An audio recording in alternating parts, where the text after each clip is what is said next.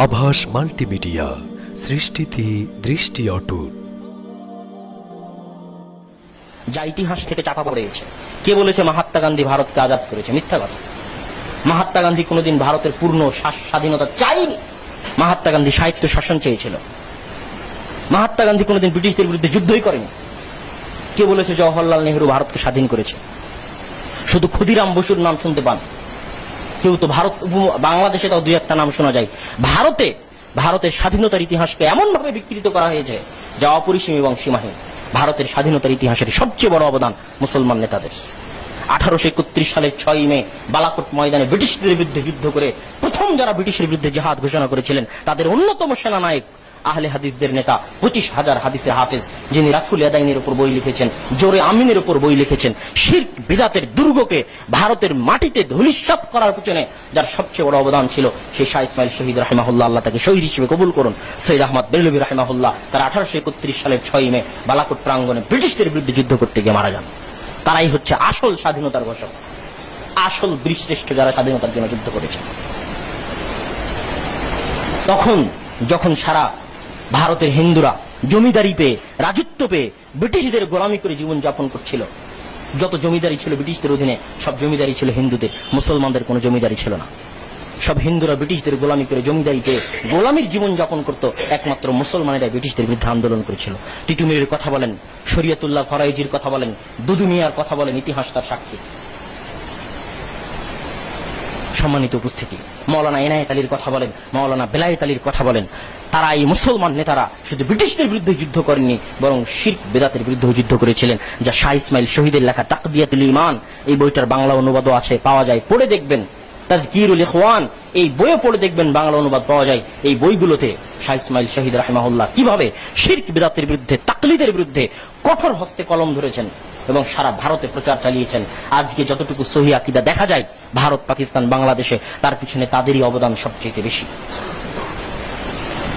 মাওলানা সানাউল্লাহ অমৃতসুরি, যার ঘটনা আপনাদের সামনে বলেছিলাম, যিনি কাদিয়ানীদের বিরুদ্ধে সবচেয়ে বেশি অবদান রেখেছিলেন, সেই সানাউল্লাহ অমৃতসুরি তার মাসিক আহলে হাদিস পত্রিকায় লিখতেছেন, আমি একবার মালদাহ সফর করতে গেলাম। মুর্শিদাবাদ মালদাহে সফর করতে এসে দেখি এখানকার 80-90% মানুষের আকীদা সঠিক।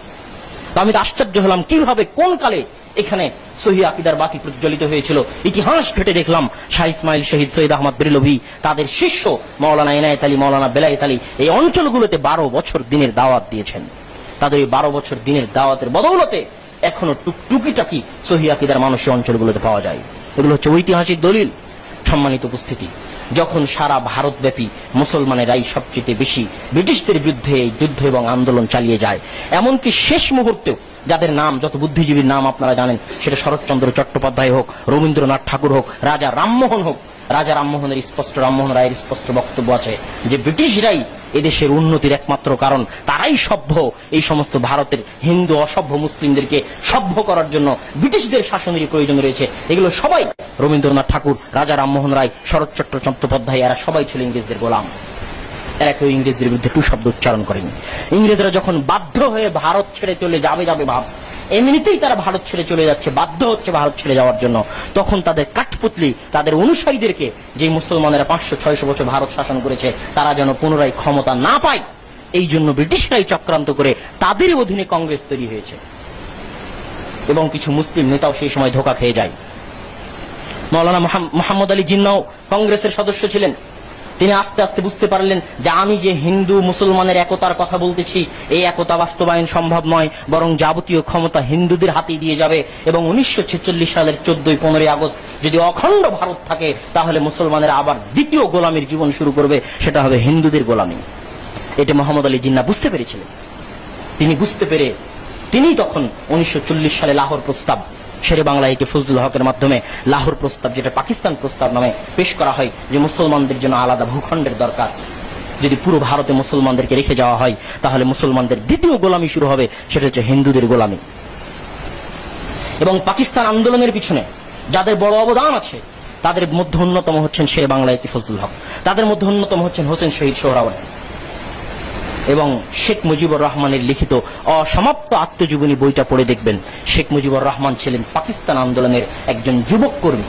যখন তিনি কলকাতার ইসলামিয়া কলেজে পড়াশোনা করেন, কেবল অনার্স করতেছেন, তখন তিনি হোসেন শহীদ সোহরাওয়ার্দীর শাগরেদ হয়ে হিন্দুদের বিরুদ্ধে আলাদা পাকিস্তান লাগবে মুসলমানদের জন্য এই আন্দোলনের একজন উদ্যম কর্মী ছিলেন শেখ মুজিবুর রহমান। তিনি তার অসমাপ্ত আত্মজীবনী বইয়ে পাকিস্তান আন্দোলনের কথাই বেশি বলেছেন, বা অর্ধেকের বেশি অংশে তিনি পাকিস্তান আন্দোলনের কথা বলেছেন, যে তিনি পাকিস্তান আন্দোলনের একজন সদস্য ছিলেন। এইভাবে মুসলমানেরা যখন আলাদা ভূখণ্ড পেয়ে গেল 1946 সালের 14 আগস্ট, এই পূর্ববঙ্গ এবং পশ্চিম পাকিস্তান এবং ভারতের সাথে যারা থাকার তারা থেকে গেল, তখন একটা ঘোষণা দেওয়া হয়েছিল যে যে যে রাজ্য ভারতের সাথে যেতে চায় যাবে, যারা পাকিস্তানের সাথে যেতে চায় যাবে। তখন 3টে রাজ্য নিয়ে সমস্যা দেখা দিয়েছিল।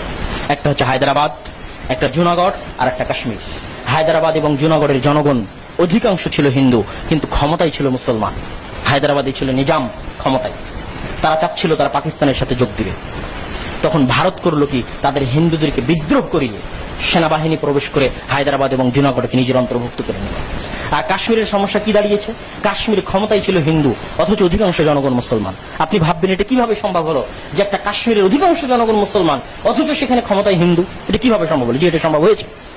এই কাশ্মীর 1349 হিজরিতে মুসলমানেরা বিজয় করে মীর শাহের মাধ্যমে, এবং তারপরে দুররানি সাম্রাজ্যের মাধ্যমে 1819 সাল পর্যন্ত এই কাশ্মীর মুসলমানদের অধীনস্থ ছিল। 1819 সালে শিখেরা বিদ্রোহ করে পুরো কাশ্মীর দখল করে নেয়, এবং ওই যে শাহ ইসমাইল শহীদের নাম বললাম, 1831 সালের 6 মে বালাকোটের ময়দানে মারা গেছেন, ওই শাহ ইসমাইল রাহিমাহুল্লাহ স্বয়ং এই কাশ্মীরের আজাদির জন্য শিখদের বিরুদ্ধে 11টা যুদ্ধ করেছেন। 1819 সালে যে শিখ নেতা রঞ্জিত সিংহ কাশ্মীর দখল করে নিয়েছিল, ওই রঞ্জিত সিংহের বিরুদ্ধে শাহ ইসমাইল এবং সৈয়দ আহমদ বেরলভী 11টা যুদ্ধ করেছেন কাশ্মীরের আজাদির জন্য, কিন্তু সফল হতে পারেননি। 1819 থেকে 1846 পর্যন্ত কাশ্মীর ছিল শিখদের অধীনে। 1846 সালে ব্রিটিশরা কাশ্মীর শিখদের নিকটে দখল করে নেয়। দখল করে নিয়ে ব্রিটিশরা আবার কাশ্মীর 75 লাখ টাকায় ডোগরাদের নিকটে বিক্রি করে দেয়। সেই ডোগরাদের রাজা তখন ছিল গোলাপ সিংহ। 75 লাখ কা সৌদা নামে আরবি, উর্দু, ফার্সিতে অনেক কবিতা আছে। সেই 75 লাখ টাকায় ব্রিটিশরা কাশ্মীর বিক্রি করে দেয় গোলাপ সিংহের নিকটে। ওই গোলাপ সিংহের বংশধারেরাই বংশ পরম্পরায় কাশ্মীর শাসন করে আসতেছিল। 1946 সালে যখন দেশ ভাগ হয় 14 আগস্ট 15 আগস্ট, তখন এই গোলাপ সিংহের বংশধর হরি সিংহ ছিল কাশ্মীরের রাজা। তখন তিনি স্বাধীনতার আগেই 3-4 দিন আগেই চাচ্ছিলেন যে কাশ্মীর আমি ভারতের সাথেও ঢুকবো না, পাকিস্তানের সাথেও ঢুকবো না, কাশ্মীর একটা আলাদা স্বায়ত্তশাসন বা আলাদা একটা স্বাধীন রাষ্ট্র হিসেবে থাকবে। এই মর্মে তিনি স্ট্যান্ড স্টিল নামে একটা চুক্তিতে জওহরলাল নেহরু এবং মোহাম্মদ আলী জিন্নাহর স্বাক্ষর চাচ্ছিলেন। সেখানে মোহাম্মদ আলী জিন্নাহ স্বাক্ষর করলেও জওহরলাল নেহরু স্বাক্ষর করেননি। যখন জওহরলাল নেহরু স্বাক্ষর করলেন না, এবং মোহাম্মদ আলী জিন্নাহ ছিলেন অসচেতন এই বিষয়ে, তিনি ভাবছিলেন কাশ্মীরের অধিকাংশ জনগণ মুসলমান, তারা এমনিতেই পাকিস্তানের অন্তর্ভুক্ত হবে। আর জওহরলাল নেহরু ছিলেন সজাগ সচেতন, তিনি ভাবছিলেন কাশ্মীরের অধিকাংশ জনগণ মুসলমান, অতএব কাশ্মীরকে ভারতে নিতে হলে কিছু না কিছু করতে হবে। এই জন্য তিনি অনেক চালাক এবং বুদ্ধিমত্তার পরিচয় দিয়ে হিন্দু রাজা হরি সিংহকে পাশ কাটিয়ে সাধারণ মুসলমানদের নেতা শেখ মোহাম্মদ আব্দুল্লাহ, সাধারণ মুসলমানদের নেতা শেখ মোহাম্মদ আব্দুল্লাহর সাথে পার্সোনাল সম্পর্ক গড়ে তুললেন জওহরলাল নেহরু। পার্সোনাল সম্পর্ক গড়ে তুলে তাকে বুঝালেন কাশ্মীর যদি ভারতের মধ্যে আসে, তাহলে কাশ্মীরের জনগণ ধর্মনিরপেক্ষ ভারতে শান্তি নিরাপত্তার সাথে জীবনযাপন করতে পারবে, আপনি ভারতে চলে আসেন। এই নিউজ যখন মোহাম্মদ আলী জিন্নাহর নিকটে পৌঁছে যে কাশ্মীরের ভাবসাব রাজা হরি সিংহ, শেখ মোহাম্মদ আব্দুল্লাহ তারা জনগণকে উপেক্ষা করে কাশ্মীর সহ ভারতে প্রবেশ করতে যাচ্ছে, তখন মোহাম্মদ আলী জিন্নাহ মুজাহিদ বাহিনী পাঠান কাশ্মীর দখল করার জন্য। এই পাঠান মুজাহিদ বাহিনী, খাইবার পাখতুনখোয়া পেশাওয়ারের পাঠান মুজাহিদ বাহিনী যখন কাশ্মীর দখল করা শুরু করে, তখন তারা বর্তমান কাশ্মীর, ভারত অধীনস্থ কাশ্মীরের শ্রীনগর থেকে মাত্র 15-20 কিলোমিটার দূরে। উহুদের যুদ্ধে যেমন মুসলমানেরা গনিমতের মাল জমা করার জন্য ব্যস্ত হয়ে যায় এবং কাফেরদের তাড়ানো ভুলে যায়, তখন যেমন পরাজয় আসে, ঠিক তেমন কাশ্মীরও একই ঘটনা ঘটেছে।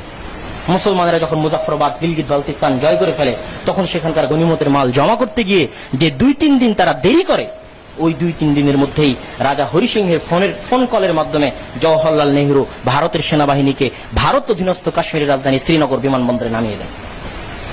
এবার যতটুকু পাকিস্তান দখল করতে পেরেছিল, যতটুকু ভারত দখল করতে পেরেছিল, ওর মধ্যে লাইন অফ কন্ট্রোল বলা হয় এখন, সিজ ফায়ার, যুদ্ধবন্দী, গোলাগুলি বন্ধ করার মাধ্যমে ভাগ হয়ে যায় কাশ্মীর। যতটুকু পাকিস্তান দখল করেছিল 40%, ততটুকু পাকিস্তানে থেকে যায় আজাদ কাশ্মীর নামে। যতটুকু ভারত দখল করেছিল ততটুকু ভারতে থাকে। এবার ভারত দখল করার পর ভারত কি করে, শেখ মোহাম্মদ আব্দুল্লাহকে রাজি খুশি করার জন্য শেখ মোহাম্মদ আব্দুল্লাহকে বলে আপনি কি চান তাই দেওয়া হবে। তখন শেখ মোহাম্মদ আব্দুল্লাহর দাবি অনুযায়ী ভারতের সংবিধানে ধারা 370 এবং ধারা 35A যোগ করা হয়। কি আছে এই ধারাতে? এই ধারাতে যে জিনিসগুলো আছে সেগুলো আশ্চর্যজনক। সেগুলো কি? ভারতের সব রাজ্যের মুখ্যমন্ত্রী থাকবে, চিফ মিনিস্টার থাকবে, কিন্তু কাশ্মীরের থাকবে প্রাইম মিনিস্টার, প্রধানমন্ত্রী। ভারতের সব রাজ্যের আলাদা কোনো পতাকা থাকবে না, কিন্তু কাশ্মীরের আলাদা পতাকা থাকবে। ভারতের সব রাজ্যের আলাদা কোনো সংবিধান থাকবে না, ভারতের সংবিধানই সব রাজ্যের সংবিধান বলে গণ্য হবে, কিন্তু কাশ্মীরের আলাদা সংবিধান থাকবে। একমাত্র 4টে জিনিসের দায়িত্ব ভারতের কেন্দ্রীয় সরকার পালন করবে, সেটা হচ্ছে যোগাযোগ, পররাষ্ট্রনীতি এবং প্রতিরক্ষা। এই জিনিসগুলোর দায়িত্ব পালন করবে হচ্ছে ভারতের সরকার। এর বাইরে সবকিছুর বিষয়ে কাশ্মীরের স্থানীয় সরকার, স্থানীয় রাজ্যসভা, স্থানীয় লোকসভা সম্পূর্ণ আজাদ হবে তাদের সিদ্ধান্ত নেওয়ার ক্ষেত্রে। এবং যখনই ভারতে কোনো আইন বাস্তবায়ন হয় তখনই ওখানে লেখা থাকে যে আইনটা জম্মু কাশ্মীরের জন্য প্রযোজ্য নয়। জম্মু কাশ্মীরের জন্য তখনই প্রযোজ্য হবে যখন জম্মু এন্ড কাশ্মীরের স্থানীয় রাজ্যসভা, লোকসভা সেটাকে অনুমোদন দেবে। এই শর্তগুলো ছিল ধারা 370 এবং ধারা 35 এর মধ্যে। এই চুক্তিতে স্বাক্ষর করে এটাকে বলা হয় ট্রিটি অফ এক্সেশন। এই চুক্তিতে স্বাক্ষর করে শেখ মোহাম্মদ আব্দুল্লাহ ভারতের সাথে যোগ দিয়ে দিলেন। যোগ দেওয়ার 4-5 বছরের মাথায় তিনি বুঝতে পারলেন জওহরলাল নেহরু কথার কথা বলেছিল, আমলে কিছুই হচ্ছে না, আমলে আমাদেরকে ধীরে ধীরে ভারতের গোলামে পরিণত করা হচ্ছে। তখন শেখ মোহাম্মদ আব্দুল্লাহ পুনরায় উনি কাশ্মীরের স্বাধীনতার জন্য চীন, পাকিস্তান, ব্রিটিশদের সাথে যোগাযোগ শুরু করলেন। যখন তিনি চীন, পাকিস্তান, কাশ্মীর, ব্রিটিশদের সাথে যোগাযোগ শুরু করলেন, তখন জওহরলাল নেহরু তার ওই বন্ধু শেখ মোহাম্মদ আব্দুল্লাহকে গ্রেফতার করে 16 বছরের জন্য জেলখানায় ফেলে দিল। এর নাম রাজনীতি, পলিটিক্স। যখন আপনার ব্যবহার করা শেষ তখন টিস্যু পেপারের মতো আপনাকে নিক্ষেপ করে দিল ডাস্টবিনে। এবং এইভাবেই গত 40, 50, 60 বছর কাশ্মীরের যে সমস্ত রাজনৈতিক নেতা যারা মোহাম্মদ আলী জিন্নার দ্বিজাতি তত্ত্বের বিরোধী ছিল, যে মুসলমানদের জন্য আলাদা ভূখণ্ডের প্রয়োজন নাই, আমরা ভারতেই ভালো আছি, ভারতেই অনেক সুখে শান্তিতে আছি, এই দ্বিজাতি তত্ত্বের যারা বিরোধী ছিল, মোহাম্মদ আলী জিন্নার বিরোধী হয়ে যারা ভারতের ধর্মনিরপেক্ষ মতবাদের সাথে ভারতের সাথে থাকতে চাইতো, সেই সমস্ত রাজনৈতিক নেতাদেরকেও নরেন্দ্র মোদী জেলখানায় দিয়ে দিয়েছে। যারা নরেন্দ্র মোদীর সাথে জোট পর্যন্ত করেছিল ভোটের আগে, সেই মেহবুবা মুফতি, সেই ফারুক আব্দুল্লাহ, ওই যে শেখ মোহাম্মদ আব্দুল্লাহর পুত্র, সবকে জেলখানায় দিয়ে দিয়েছে। ইউজ শেষ, এখন জেলখানায় পচো। ব্যবহার করা শেষ, এখন জেলখানায় মরওয়ার পচো। নরেন্দ্র মোদী কি করেছে? সেই ধারা 370 এবং ধারা 35A কে ভারতের সংবিধান থেকে বাতিল করে দিয়েছে, আউট করে দিয়েছে, এবং পুরো জম্মু এন্ড কাশ্মীরকে কেন্দ্র শাসিত, সেনা শাসিত গভর্নর কর্তৃক পুরো জম্মু এন্ড কাশ্মীরকে ভারতের অন্তর্ভুক্ত করে নিয়েছে। এটা হচ্ছে কাশ্মীরি মুসলমানদের সাথে এবং ওই সমস্ত রাজনৈতিক নেতা যারা ভারত কর্তৃক ইউজড হয়েছে তাদের সাথে ভারতের আসল নগ্ন জঘন্য মুনাফিকি চেহারার একটি আলামত মাত্র। সম্মানিত উপস্থিতি, এই হচ্ছে কাশ্মীরের বর্তমান অবস্থার পিছনের কাহিনী। বর্তমানে 11-12 দিন যাবত আপনারা সকলেই জানেন যে কাশ্মীরে যোগাযোগ নাই, খাবার দাবার নাই, নেটওয়ার্ক নাই, ইন্টারনেট নাই, যোগাযোগের কোনো ব্যবস্থা নাই। বাহিরে যারা আছে তারা নিজের পরিবারের সাথে কথা বলতে পারতেছে না, যোগাযোগ করতে পারতেছে না, এবং ভিতরে কি হচ্ছে তা বাইরের দুনিয়ার কেউই জানতে পারতেছে না। গণহত্যা চলতেছে, না ধর্ষণ চলতেছে, না খুন রাহাজানি চলতেছে, কোনো কিছু জানার, এমনকি এক গ্রামে কি হচ্ছে তা পাশের গ্রামের মানুষ পর্যন্ত জানে না। সবকিছু অফ করে দিয়ে 11-12 দিন যাবত জম্মু এন্ড কাশ্মীরকে অন্ধকারাচ্ছন্ন রাখা হয়েছে। ভারতের উদ্দেশ্য কি? কেন ভারত এরকম করতেছে? ভারতের উদ্দেশ্য হচ্ছে, কাশ্মীরের ইতিহাস যদি আপনারা পড়েন তাহলে দেখতে পাবেন, মুসলমানরা 1349 হিজরিতে যখন কাশ্মীর দখল করে 49 সালে, তার আগ পর্যন্ত কাশ্মীর ছিল 2টা সম্প্রদায়ের কেন্দ্রস্থল। একটা হচ্ছে ব্রাহ্মণ্য পণ্ডিতদের কেন্দ্রস্থল, আর একটা হচ্ছে বৌদ্ধদের কেন্দ্রস্থল। এবং এখনো লাদাখে অনেক বৌদ্ধ বসবাস করে, এবং জম্মুতে অনেক হিন্দু পণ্ডিত বসবাস করে, ব্রাহ্মণ পণ্ডিত। হিন্দুদের যে 4টে প্রকার আছে, বৈশ্য, ক্ষত্রিয়, ব্রাহ্মণ, এই প্রকারগুলোর মধ্যে সর্বশ্রেষ্ঠ হচ্ছে ব্রাহ্মণ, যারা মনে করে তারা রব, প্রতিপালক, সৃষ্টিকর্তার মাথা থেকে তৈরি হয়েছে, এবং বাকি সবাই, সারা পৃথিবীতে যারা আছে সবাই তাদের গোলাম। তাদেরকে কাটুক, মারুক, হত্যা করুক, তাতে কোনো আসে যায় না, তারাই হচ্ছে সারা পৃথিবীর উপর ক্ষমতা চালাবে। এর নাম হচ্ছে ব্রাহ্মণ, ব্রাহ্মণ্যবাদী। তো ভারত কি চাচ্ছে? ভারত চাচ্ছে ফিলিস্তিনের মতো ঘটনা তৈরি করতে কাশ্মীরে। ফিলিস্তিনে কি হয়েছিল? ফিলিস্তিন 100% মুসলমানের দেশ, সেখানে কোনো ইহুদিদের বাড়িঘর, জমি জায়গা আলাদা রাষ্ট্র হওয়ার তো কোনো প্রশ্নই আসে না। সেখানে আস্তে আস্তে ইহুদিরা 1টা জমি কিনে, 2টা জমি কিনে, 3টে জমি কিনে, 4টে জমি কিনে, গরিব ফিলিস্তিনিদের কাছ থেকে জমি জায়গা কিনে একটা সময় দেশ হিসেবে আত্মপ্রকাশ করে। ওই যে ধারা 370 এবং ধারা 35 এর কারণে কোন ভারতীয় নাগরিক কাশ্মীরের জমি কেনার অধিকার ছিল না। কাশ্মীরের জমি কিনতে হলে আপনাকে কাশ্মীরি হতে হবে। কোন ভারতীয় নাগরিক অন্য রাজ্য থেকে এসে কাশ্মীরে জমি ক্রয় করতে পারবে না। কোন ভারতীয় নাগরিক কাশ্মীরের মেয়েদেরকে বিবাহ করতে পারবে না। এই জাতীয় আইনগুলো ছিল এই ধারা 370 এবং ধারা 35 এর মধ্যে। এই যে উঠিয়ে দেওয়ার মাধ্যমে ভারতের যে কেউই কাশ্মীরে জমি ক্রয় করতে পারবে, এবং এটাই তাদের প্ল্যান যে কাশ্মীরে হিন্দু ব্রাহ্মণদের জমি ক্রয় করে দিয়ে জোরপূর্বক হোক আর কাশ্মীর মুসলমানদের স্বেচ্ছায় হোক জমি ক্রয় করে দিয়ে সেখানে কাশ্মীরের মুসলমানদের সংখ্যাগরিষ্ঠতাকে চিরদিনের জন্য শেষ করে দেওয়া। কাশ্মীরে যে 80-90% মুসলমান বসবাস করে এটা চিরদিনের জন্য শেষ করে দিয়ে হয় সেটাকে 50-50-তে আনতে হবে, অথবা কাশ্মীরের মুসলমানদেরকে সংখ্যালঘু করে দিতে হবে। তাতে উদ্দেশ্য হচ্ছে জমি, তাতে কাশ্মীরিদের যা হয় হোক। কাশ্মীরিরা পালিয়ে পাকিস্তানে চলে যাক, চাহে তাদেরকে হত্যা করে দেওয়া হোক, যেমন রোহিঙ্গারা পালিয়ে বাংলাদেশে চলে এসেছে, এরকম পালিয়ে তারা পাকিস্তানে যাক, না হয় তাদের হত্যা করে দেওয়া হোক, এটার সাথে পরোয়া নাই। জমি নিতে হবে এবং কাশ্মীরের মুসলমানদেরকে সংখ্যা গরিষ্ঠ থেকে সংখ্যা লঘু বানাতে হবে এবং হিন্দুদেরকে কাশ্মীরে বসবাস করে দিতে হবে। এই হচ্ছে ভারত সরকারের স্পষ্ট লক্ষ্য এবং উদ্দেশ্য, যাতে সন্দেহের বিন্দুমাত্র অবকাশ নেই। সম্মানিত উপস্থিতি, এখনো পরিস্থিতিতে সবচেয়ে যেটা ভয়ের কারণ সেটা হচ্ছে বাংলাদেশের জন্য, বাংলাদেশের মুসলমানদের জন্য হচ্ছে সবচেয়ে ভয়ের কারণ। কেন সবচেয়ে ভয়ের কারণ? গত কয়েকদিন আগের পত্রিকা খুলে দেখেন, বাংলাদেশের স্বরাষ্ট্রমন্ত্রী, আমি পত্রিকার রিপোর্ট বলতেছি, আমি কোনো মন্তব্য করতেছি না, বাংলাদেশের স্বরাষ্ট্রমন্ত্রী আসাদুজ্জামান খান কামালের সাথে ভারতের হিন্দু কট্টর ব্রাহ্মণ্যবাদী স্বরাষ্ট্রমন্ত্রী অমিত শাহের একটা মিটিং ছিল। মিটিং এর পূর্বে মিটিং এর কি আলোচনা হবে তা লিখিত আকারে পরস্পরকে জানায়। তাতে ভারতের পক্ষ থেকে চাপ ছিল যেন সেই মিটিং এ লিখিত আলোচনার মধ্যে আসামের বিষয়টা রাখা হয়, কিন্তু ভারত বাংলাদেশ এটা রাখতে চায় না।